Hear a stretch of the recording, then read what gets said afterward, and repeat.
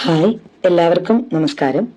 കായിക ലോകം ഏറെ അഭിമാനപൂർവ്വവും ആദരവോടും കൂടി നോക്കിക്കാണുന്ന അതുല്യ വ്യക്തിപ്രഭാവമാണ് Brazilian runner വാൻഡർലി D Leema.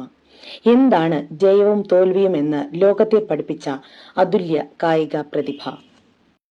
2004 Athens ഒളിമ്പിക്സിലെ marathon ഓട്ടമത്സരം നടക്കുകയാണ്. സ്റ്റേഡിയത്തിനു പുറത്തു വച്ചായിരുന്നു മത്സരം. ബ്രസീലിലെ ദീർഘദൂര ഓട്ടക്കാരൻ വാൻഡർലി ഡി ലീമ ഒന്നാമതായി ഓടിക്കൊണ്ടിരിക്കുന്നു.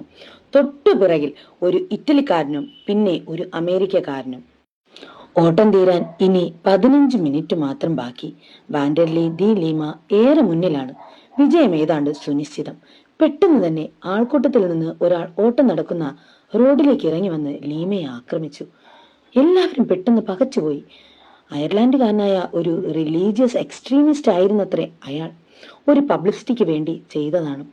ആൾക്കൂട്ടം അയാളിൽ നിന്ന് ലീമയെ മോചിപ്പിച്ച് വളരെ പെട്ടെന്ന് തന്നെ ട്രാക്കിലേക്ക് കൊണ്ടുവന്നു.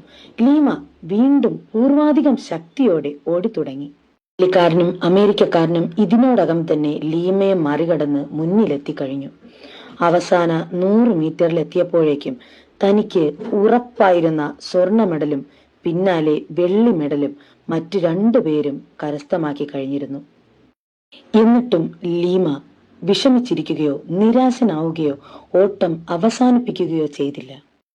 അദ്ദേഹം തന്റെ 2 കൈകളും ഒരു ചിത്രശലഭത്തിന്റെ ചിറകുപോലെ വിരിച്ചു പിടിച്ച് സന്തോഷത്തോടെ ആ ഓട്ടം പൂർത്തിയാക്കുകയും തനിക്ക് വിധിക്കപ്പെട്ട ആ വെങ്കല മെഡൽ പുഞ്ചിരിക്കുന്ന മുഖത്തോടെ ഏറ്റുവാങ്ങുകയും ചെയ്തു.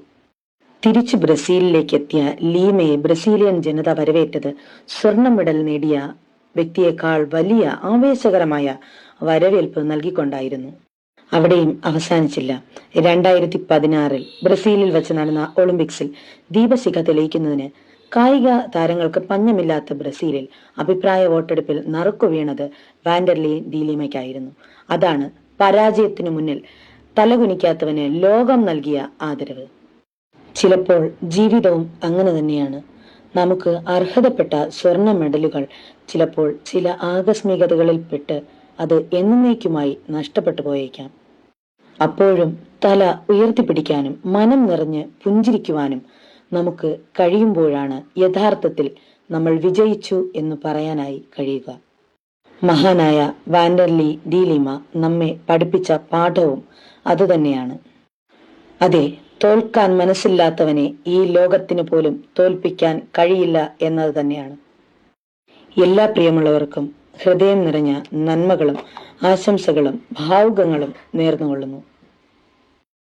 നന്ദി.